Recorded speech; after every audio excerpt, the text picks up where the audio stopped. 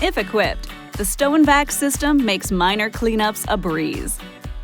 The vehicle must be in park with the ignition in either ACC mode or the engine on.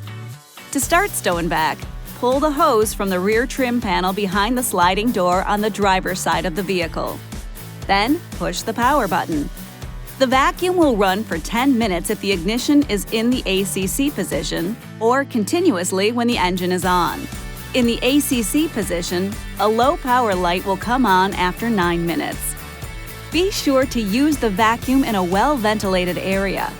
The crevice and upholstery tools are located in the front attachment compartment below the vacuum hose. And you'll find the hose extension in a bag attached to a grocery hook behind the third row seat. Make sure to clean and replace your vacuum filter and empty the debris bin as necessary. The filter and debris bin are located behind the lower access panel in back of the third row seat on the driver's side.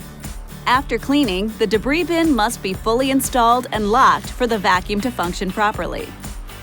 This video is not intended to take the place of your owner's manual. For complete details and other important safety information, please see your owner's information.